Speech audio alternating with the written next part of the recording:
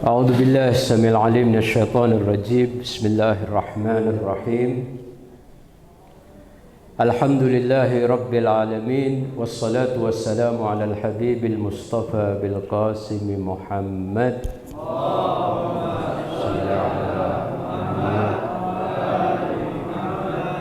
وآله الطيبين الطاهرين المعصومين، سيما بقية الله في الأراضين، أرواحنا له الفداء، الإمام المهدي المنتظر عجل الله فرجه الشريف، وعلى أصحابه الميامين.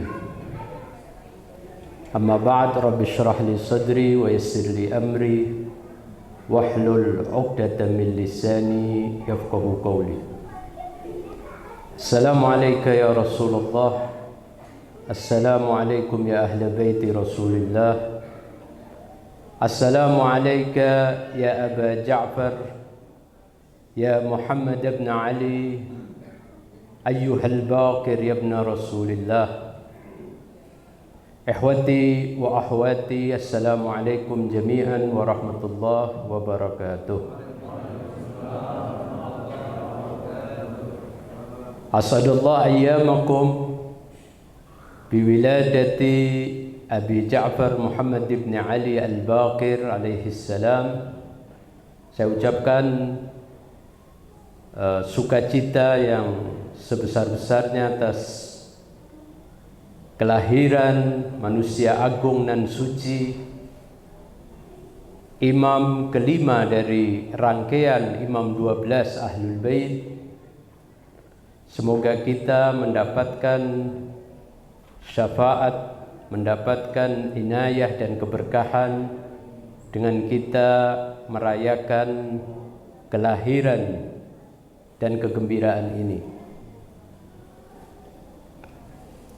Al-Imam Muhammad Al-Baqir alaihi salam adalah salah satu dari rangkaian imam-imam Ahlul Bait. Beliau sebagaimana para imam yang lain memiliki keutamaan-keutamaan yang sampai pada maqam insan kamil, manusia-manusia sempurna. Di antara gelar beliau yang menunjukkan keutamaan beliau adalah gelar Al-Baqir yang sangat populer, atau Baqirul Ulum. Al-Baqir artinya pembuka atau penyingkap. Al-Imam Muhammad Al-Baqir adalah penyingkap hasanah-hasanah ilmu yang terpendam, di mana pada masa-masa sebelumnya karena kondisi dan situasi, para imam tidak bisa dengan leluasa untuk menyingkap ilmu-ilmu Ahlul Bait. Namun Al-Imam Muhammadul Baqir mendapatkan satu kesempatan, peluang untuk lebih membongkar dan menyingkap ilmu-ilmu Ahlul Bait, dikarenakan perselisihan di antara penguasa Bani Umayyah saat itu. Beliau dikenal dengan Baqirul Ulum. Di masa beliau, ilmu-ilmu Ahlul Bait tersebar. Banyak murid-murid beliau dan banyak ajaran-ajaran yang beliau ajarkan, sampaikan, baik itu dalam keyakinan atau teologi ataupun dalam fikih, syariah, akhlak dan sebagainya. Izinkan pada malam hari ini saya ingin membahas sesuatu yang mungkin sudah sering dibahas atau sering kita dengar, tetapi boleh jadi pemahaman kita masih belum utuh atau belum sempurna. Karena ilmu itu kadang perlu diulang-ulang. Kadang dengan kita mengulangi ilmu, kita akan mendapatkan pemahaman-pemahaman yang baru. Karena manusia itu juga punya sifat ghaflah, sifat lupa atau lalai. Nah, pertanyaan itu adalah apa arti dari kehidupan manusia? Apa yang dimaksud dengan manusia itu hidup?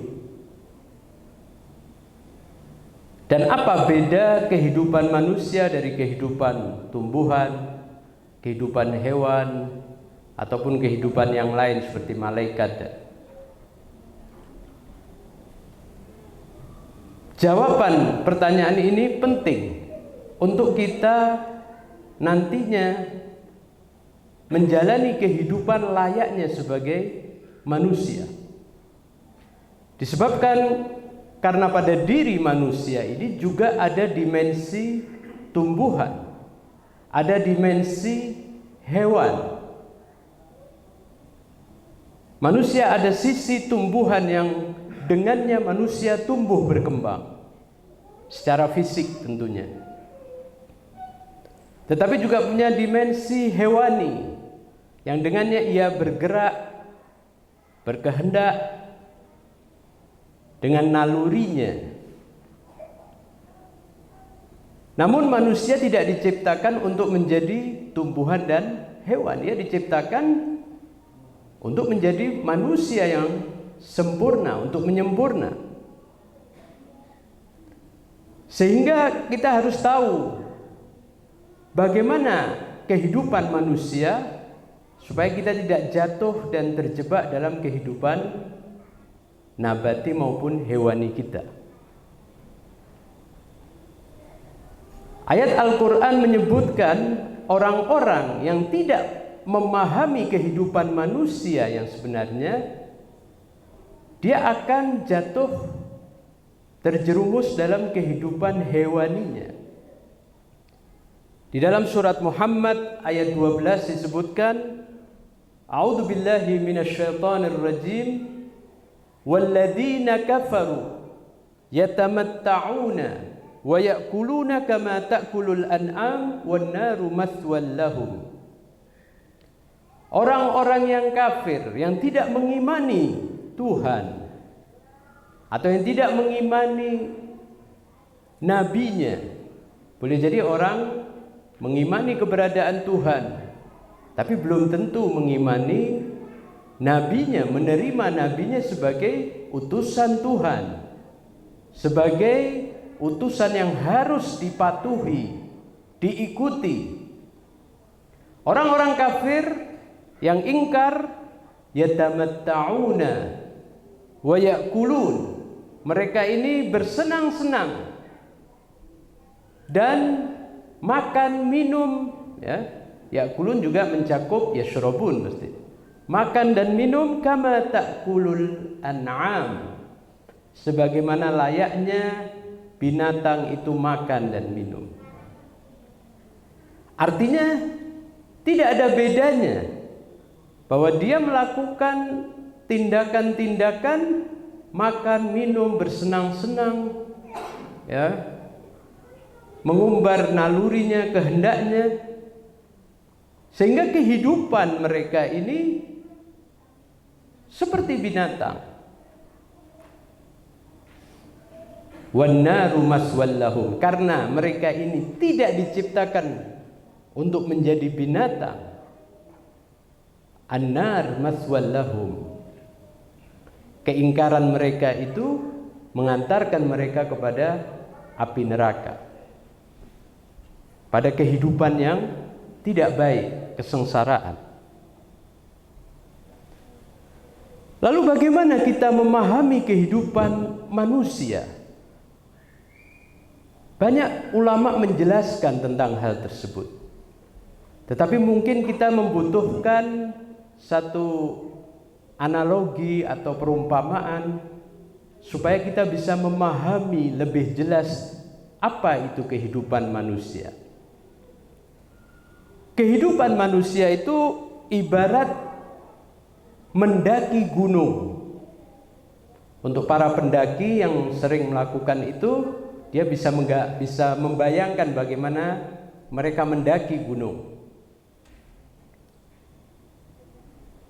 Ayat Al-Quran mengatakan, ya ayyuhal insan innaka kadihun ila rabbika kadhan famulaqi. Wahai manusia, hitopnya di sini yang diajak bicara adalah manusia. Wahai manusia, ya, innaka kadihun ila rabbika, engkau ini bergerak dengan jerih payah, ya, dengan susah payah menuju kepada Tuhanmu. Tujuannya adalah Allah. Manusia ini hidup artinya apa? Melakukan perjalanan, melakukan gerak. Gerak menuju apa? Menuju Allah Subhanahu wa ta'ala. Inilah kehidupan manusia. Gerak menuju Allah.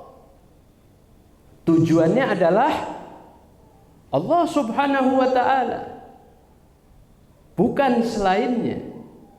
Itu kalau kita ingin hidup sebagai manusia. Innaka kadihun ila rabbika kadhan, benar-benar kalian ini akan bergerak dengan jerih payah. Famulaqih, maka kalian akan menemui Tuhan, akan sampai, akan dekat kepada Allah Subhanahu wa ta'ala. Jadi tujuan dari itu adalah taqarrub ilallah, kedekatan kepada Allah Subhanahu wa ta'ala. Layaknya seseorang yang dengan jerih payah dia mendaki gunung, mendaki untuk mencapai tujuan, yaitu puncak gunung tersebut. Tujuan tertingginya adalah puncak gunung, di mana ada beberapa tahapan yang harus dia lalui. Tidak begitu saja dia bisa sampai kepada puncak. Pertama, dia harus memahami dan mengenali tujuan tersebut, bahwa targetnya atau tujuannya adalah puncak tadi. Dia ingin sampai kepada puncak tadi. Mengenali tujuan itu adalah syarat pertama untuk sebuah perjalanan. Apabila seseorang tidak mengenali tujuan lalu dia begitu saja melakukan gerak atau perjalanan, maka dia tidak akan sampai kepada tujuan yang sebenarnya, yang seharusnya. Dia akan tersesat. Dia akan tidak tentu arah. Mendaki gunung awal harus kita tahu tujuannya. Bagaimana? Tentunya pengetahuan pertama adalah pengetahuan global, pengetahuan yang tidak detail.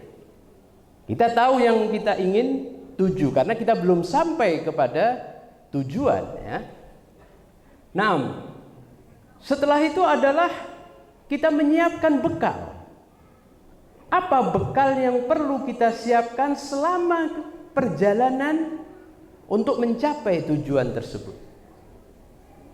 Tentunya bekal yang kita persiapkan bukan bekal seadanya. Bekal berupa makanan, berupa minuman, berupa alat bantu, berupa obat-obatan dan hal-hal yang lain yang diperlukan dalam suatu pendakian. Tidak hanya dalam bekal yang cukup untuk tahap awal atau tahap yang tingkat yang rendah, tapi setiap tingkat, setiap tahap sampai kepada puncak itu harus kita punya bekal. Kita harus menyiapkan bekal tersebut. Walaupun persiapan itu pastinya dengan bertahap, tidak semua dari awal sudah siap full, ya kan? Nah, yang ketiga adalah memahami jalur atau jalan menuju puncak tersebut. Bagaimana seorang akan mencapai sebuah tujuan tapi tidak tahu jalur dan jalannya? Pasti tidak akan sampai, atau sangat sulit untuk sampai kepada tujuan.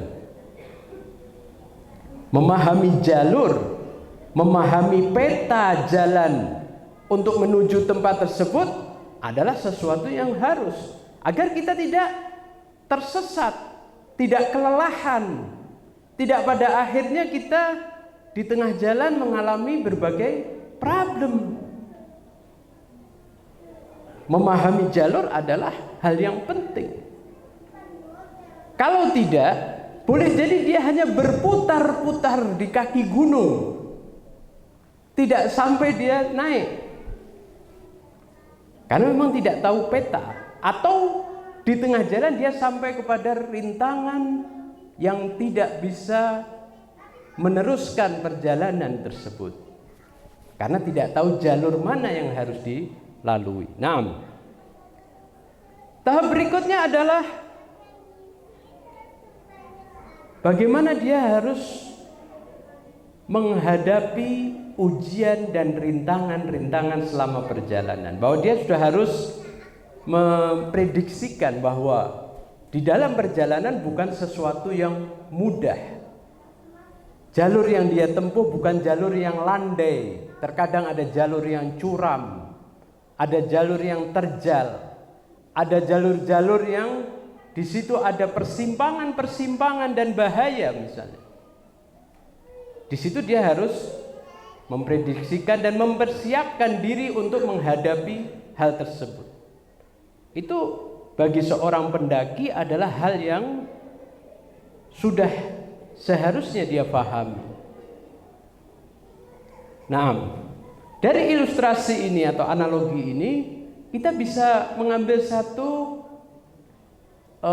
pemahaman bahwa kehidupan manusia adalah ibarat orang yang mendaki.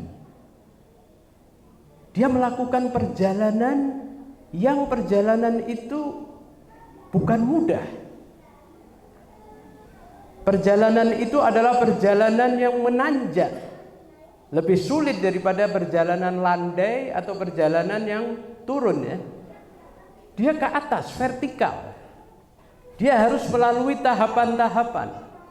Yang pada tahapan yang lebih tinggi tentu rintangannya lebih besar. Badai atau anginnya lebih keras. Membutuhkan kekuatan, membutuhkan kesabaran dan keteguhan yang besar. Orang yang melakukan perjalanan kehidupan sebagai manusia, dia harus mempersiapkan itu,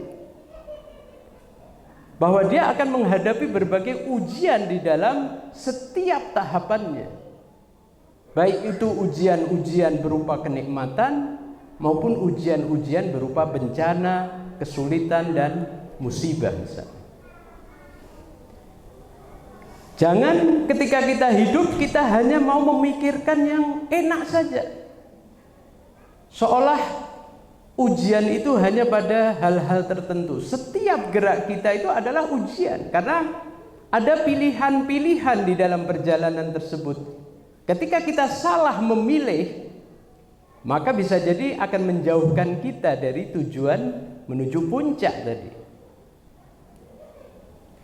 Tujuan harus jelas, harus menentukan tujuan. Kenapa? Karena saat orang ini berada di dalam satu posisi misalnya, untuk dia melanjutkan dia harus melihat puncak. Apakah puncak itu nampak? Apakah puncak itu jelas sehingga dia bisa melihat, oh saya harus menuju ke sana. Sejauh mana dia berjalan? Bukan yang penting hidup, yang penting kita ini berbuat, tidak tahu sampai atau tidak sampai. Ada orang yang berpikir gitu. Yang penting saya sudah melakukan ini, itu sudah selesai.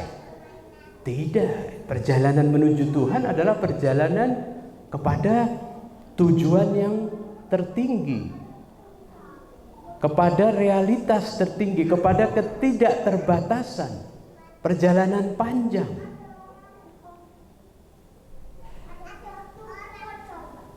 Tentunya bagaimana kita harus mempersiapkan dari sejak awal perjalanan sampai pada tahap-tahap berikutnya. Kedua, tentu kita butuh bekal.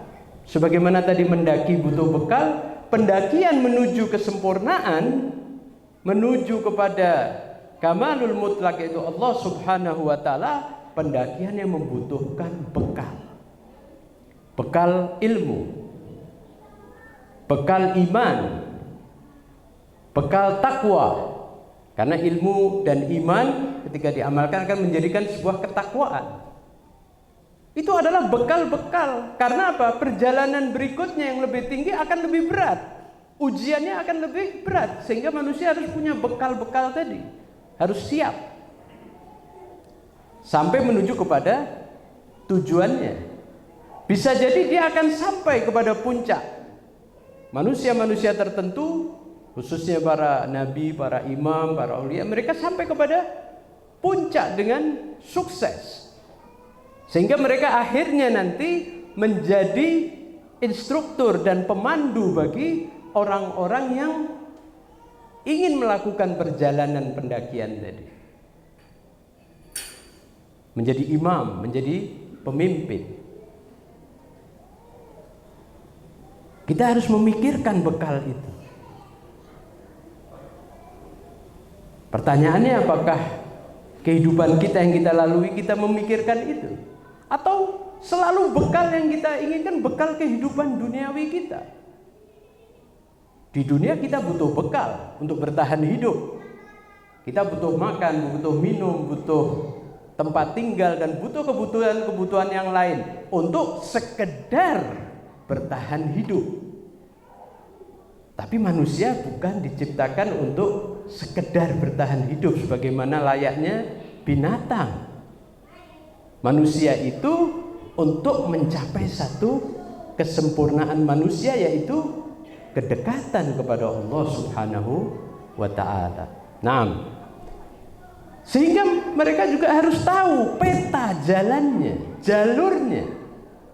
Tidak lalu dia berbuat apa saja yang menurut dia benar, tanpa mengetahui peta jalan mana yang akan mengantarkan kepada tujuan tadi, puncak tujuan tadi.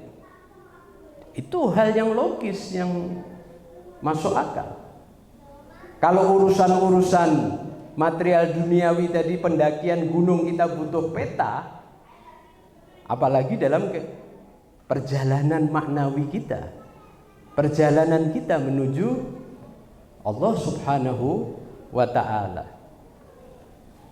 Kita butuh pemahaman tentang akidah, tentang syariat, tentang akhlak, supaya kita tahu, oh ini kita berada pada jalur yang benar. Kalau di sini kita belok kanan, kita akan tersesat misalnya. Pilihan-pilihan jalan itu pilihan yang kita pastikan bahwa itu akan mengantarkan kita kepada tujuan kita. Dan kesadaran bahwa dalam perjalanan ini kita bakal menghadapi berbagai macam ujian. Kesadaran ini penting. Bahkan Allah Subhanahu wa taala mengatakan, alladzi khalaqal mauta wal hayata liyabluwakum. Ayat itu menyebutkan kehidupan dan kematian itu, Allah menciptakan kehidupan dan kematian untuk menguji kalian. Bahwa ini ujian. Bahwa kehidupan kita di dunia ini adalah apa? Darul bala, tempat kita diuji.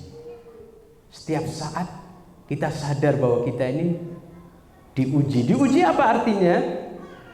Diuji itu adalah bahwa kita memilih salah satu di antara opsi-opsi jalan yang benar. Ketika ada beberapa pilihan jalan, kita mengambil satu pilihan yang benar. Tentunya bukan dengan acak kita memilih, harus dengan pemikiran yang benar. Kalau kita ujian lalu sudah kita acak, nomor 1 ini, nomor ini, kira-kira lulus enggak itu?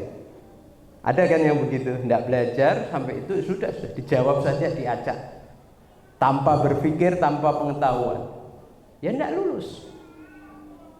Ini juga begitu, kita memilih satu jalan, ya, opsi jalan itu harus dengan pemahaman dan pengetahuan. Naam. Nah, di situ manusia jelas berbeda dengan tumbuhan, binatang, bahkan malaikat. Tumbuhan itu layaknya batu yang ada di kaki gunung. Maksudnya batu yang ada di kaki gunung ini maksudnya dia ini hanya diam, dia tidak bergerak sendiri.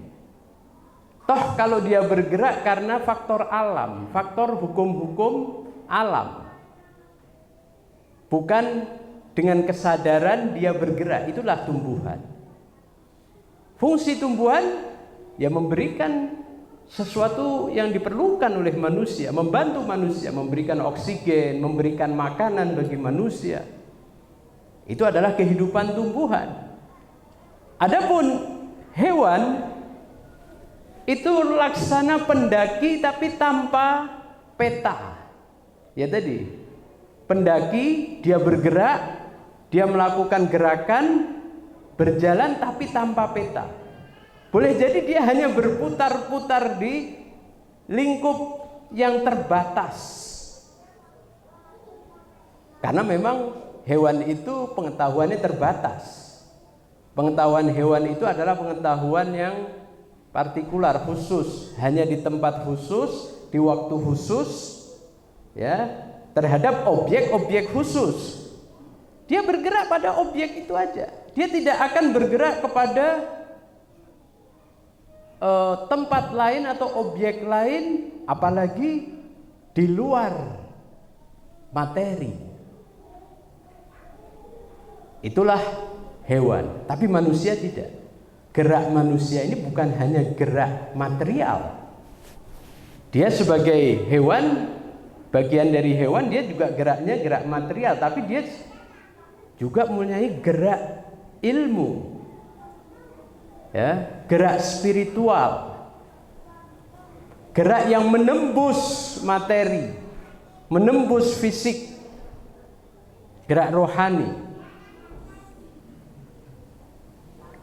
Mungkin saat kita mendengar itu terbersit di pikiran kita, kok berat betul ya ini perjalanan ini. Kenapa Allah menciptakan kita dengan suatu kondisi atau perjalanan yang berat? Sebenarnya Allah itu ketika menuntut atau menciptakan untuk satu tujuan, Allah pasti telah memberikan perangkat-perangkatnya, piranti-pirantinya. Allah telah menyediakan semua perangkat itu yang akan menjadi alat sarana bagi manusia untuk melakukan perjalanan ini. Allah memberikan akal pada manusia. Akal itu seperti kompas yang memberikan arah. Seorang pendaki butuh kompas. Kalau kehilangan kompas dia akan kebingungan. Saya ini mau ke arah mana? Lah akal yang Allah berikan kepada kita ini memberikan arah, membedakan mana yang benar, mana yang salah, mana yang baik, mana yang buruk, mana yang maslahat, dan mana yang madharat, tidak maslahat. Itu adalah akal. Tidak cukup di situ, Allah memberikan fitrah kepada manusia, fitrah talibul haq, yang selalu mencari kebenaran, mencari kesempurnaan. Allah berikan itu. Allah memberikan kepada kita fisik untuk kita ini bertindak dan berbuat sebagai wadah daripada ruh kita untuk melakukan tindakan-tindakan fisikal, ibadah-ibadah fisikal yang kita lakukan. Itulah ketika manusia diciptakan untuk satu kesempurnaan yang lebih tinggi daripada makhluk yang lain, Allah Subhanahu wa Ta'ala sudah menyiapkan semua sarana-sarananya. Tinggal kembali kepada kita, apakah kita mau menggunakan sarana itu. Kalau bekal sarana untuk membantu pendakian tadi sudah siap, jalur sudah ada, nantinya pemandu itu juga ada pemandunya. Kalau kita tidak punya kehendak yang kuat, kita tidak akan bergerak. Hanya sebagian kecil yang mau mendaki, yang lain merasa aku di sini aja, aku sudah nyaman di tempat ini. Inilah kehidupanku, inilah kehidupan layaknya kehidupan yang sebenarnya. Namutu wa nahya, aku hidup di sini dan aku mati di sini. Itu orang-orang yang dia menolak untuk mengikuti akal dan ajaran-ajaran Tuhan melalui para utusannya. Naam. Lalu pertanyaannya terkait dengan peringatan kita pada malam hari ini, yaitu memperingati kelahiran seorang imam maksum, yaitu Al-Imam Muhammad Al-Baqir. Lalu apa peran dan fungsi imam maksum? Apa peran imam maksum dalam perjalanan ini? Dalam pendakian kita. Ada beberapa peran daripada imam maksum yang mungkin bisa saya sampaikan. Yang pertama adalah peran sebagai pemandu jalan yang berpengalaman. Kalau seseorang dia mengarungi atau dia mendaki gunung, apalagi puncaknya itu tinggi dengan berbagai kesulitan yang besar, maka keberadaan seorang pemandu yang sangat berpengalaman itu adalah penting. Dia tahu jalur mana yang harus dilalui, dia tahu mana tempat-tempat bahaya dan bagaimana menghindari bahaya. Ia tahu cuaca saat cuaca buruk, saat cuaca yang baik, saat bagaimana dan bagaimana dia harus mengatasi masalah-masalah itu. Pemandu yang sangat berpengalaman dalam sebuah pendakian pasti dia akan sudah memiliki insting yang kuat, pemahaman yang kuat, sehingga mampu mengantarkan para pendaki menuju puncak. Imam maksum Ahlul Bait, dia adalah pemandu jalan kita menuju Allah Subhanahu wa Ta'ala.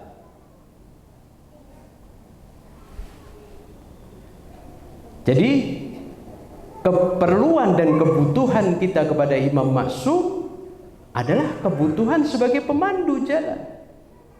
Kita tidak bisa jalan sendiri. Allah tidak membiarkan kita kebingungan dalam perjalanan ini. Allah menyiapkan para pemandu yang berpengalaman, yang tidak mungkin salah, tidak mungkin tersesat, dan dapat mengantarkan kepada puncak tujuan perjalanan manusia. Nah, yang kedua adalah peran imam maksum sebagai teladan praktis. Imam tidak hanya dia sempurna lalu tidak bisa diikuti oleh yang lain. Imam adalah seorang yang dia diteladani, dijadikan sebagai imam, menjadi role model kesempurnaan.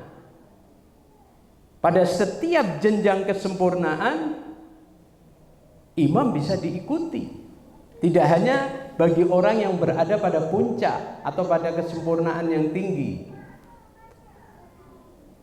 Minimalnya kita bisa mengikuti secara zahir, sesuai dengan kapasitas kita. Maka keberadaan seorang imam maksum adalah sebagai sesuatu yang niscaya dan harus bagi perjalanan ini, sebagai teladan dan uswah bagi manusia. Yang kedua, bahwa imam adalah motivator dan inspirator. Kehidupan imam yang dia melalui berbagai kesulitan, berbagai macam mara bahaya, gangguan dan sebagainya, memotivasi manusia untuk bersabar, untuk berkorban, memberi inspirasi untuk dia berada pada jalur imam tersebut, membela imamnya.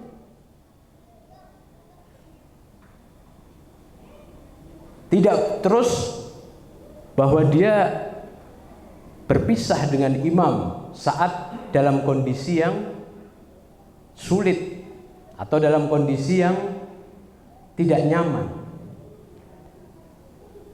Dia akan menjadi inspirasi, dan banyak manusia-manusia, para pengikut imam, para pecinta imam, terinspirasi dan termotivasi dari kehidupan para imam. Dalam perjalanan menuju pendakian kepada puncak tujuan kita, yaitu kepada Allah, hal itu adalah harus, bahwa manusia membutuhkan senantiasa motivasi dan inspirasi untuk melakukan perjalanan yang lebih tinggi. Yang ketiga adalah peran imam, dan posisi imam adalah sebagai mediasi atau perantara. Dia mediator antara Tuhan dan manusia, di mana Tuhan menurunkan rahmatnya melalui keberadaan para imam.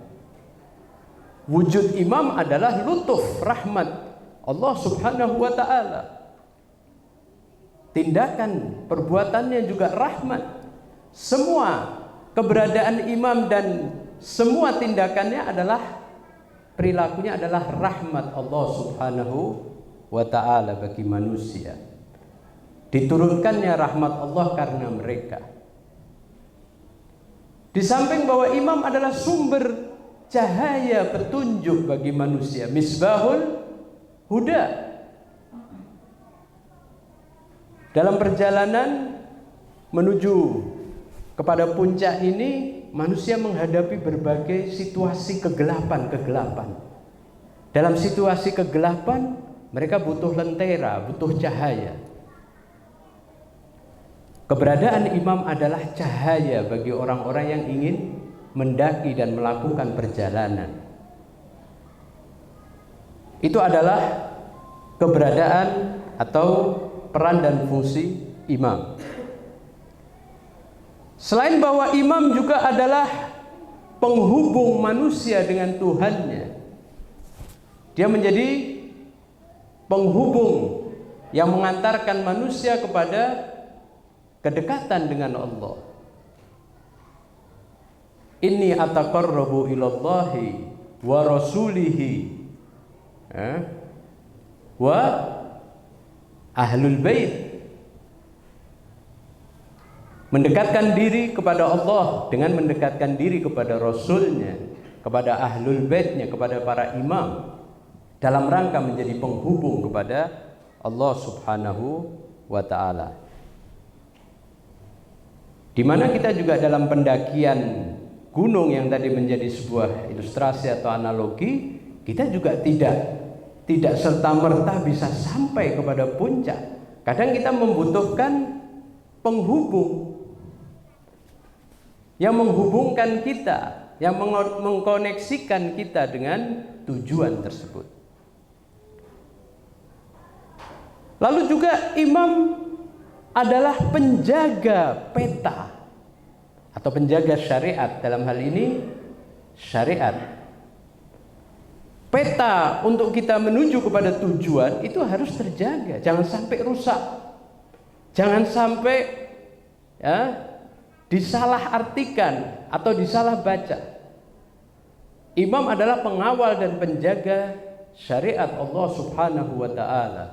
Jangan sampai orang merusak syariat tadi, memutar baliknya, menjadikan yang halal menjadi haram, haram menjadi halal. Disitulah fungsi imam adalah untuk menjaga syariat, baik menjaga keaslian syariat maupun dalam penyempurnaan pemahamannya. Jadi imam adalah yang memberikan pemahaman yang sempurna kepada manusia. Kita mungkin saat membaca peta kita bingung, ini bagaimana cara membaca ini? Nah, disitulah butuh orang yang memahami peta, yang memahami maksudnya, tafsirannya dan sebagainya.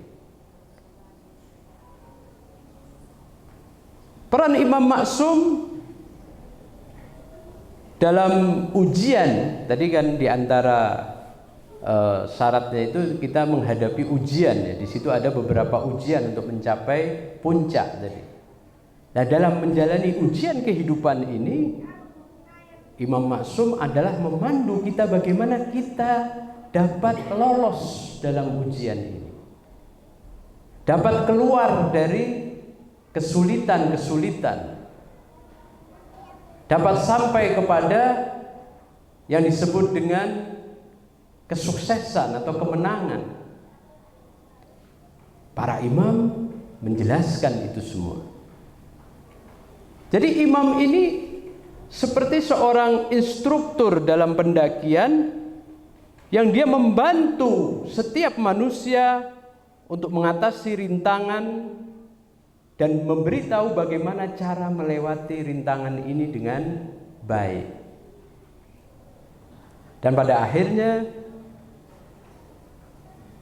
Imam Maksum berkaitan dengan tujuan akhir manusia. Imam itu adalah yang memahami bagaimana cara terbaik untuk mencapai tujuan tersebut. Bahkan mengikuti imam berarti kita sudah memastikan bahwa kita akan sampai kepada tujuan apabila kita mengikutinya dengan sungguh-sungguh dan kebenaran. Dan imam adalah sebagai syafi' yang memberikan syafaat, baik itu di dunia dengan membantu manusia di dalam berbagai lika-liku kehidupannya, maupun di akhirat memberikan syafaat-syafaat kepada para pendosa dan syafaat-syafaat kepada yang lainnya. Inilah perjalanan kehidupan manusia, di mana manusia dalam perjalanan ini ia hanya menuju kepada Tuhannya. Tapi masalahnya adalah banyak di antara manusia yang kelelahan berhenti dalam perjalanan ini, atau dia lebih terpukau dengan pemandangan-pemandangan sementara yang bersifat temporal yang dia lihat dalam saat pendakian, sehingga dia melupakan tujuan puncak, lalu dia membangun rumah atau tenda di tempat itu dan merasa nyaman, aman, dan menganggap bahwa itu adalah tujuan dalam kehidupannya. Semoga ilustrasi dan analogi ini membantu kita untuk memahami apa itu kehidupan manusia, sehingga kita mempersiapkan diri. Apa kekurangan-kekurangan kita? Apabila kekurangan itu adalah dalam ilmu, bagaimana kita harus menambah ilmu kita? Apabila kekurangan dalam kelemahan iman, bagaimana kita harus menguatkan iman kita? Apabila dalam amal kita masih bermasalah, bagaimana kita memperbaiki amal-amal kita? Apabila itu dalam hubungan kita dengan Allah, dengan Rasul, dengan para maksumin, kita harus perbaiki hubungan-hubungan tersebut. Semoga Allah Subhanahu wa taala memberikan kepada kita inayah, taufik, karena pada hari ini adalah malam pertama ya, malam 1 Rajab, di mana bulan Rajab itu pembuka bagi bulan Ramadan sebagai muqaddimah. Di bulan ini kita harus mempersiapkan niat kita ya. bekal kita untuk kita menyambut bulan suci Ramadan. Bulan Rajab, bulan yang sangat diutamakan, bulan taubah, bulan introspeksi diri, bulan untuk kita kembali kepada Allah, mempersiapkan semua yang perlu kita siapkan dalam perjalanan kita menuju kepada Allah. Allah akan memberikan di bulan ini berbagai kelimpahan rahmatnya, ampunannya kepada setiap orang yang bersungguh-sungguh untuk memanfaatkan bulan ini. Wassallallahu ala khairi khalqihi Muhammadin wa alihi ajmain. Sallu ala Muhammad wa ali Muhammad. Allahumma salli ala Muhammad.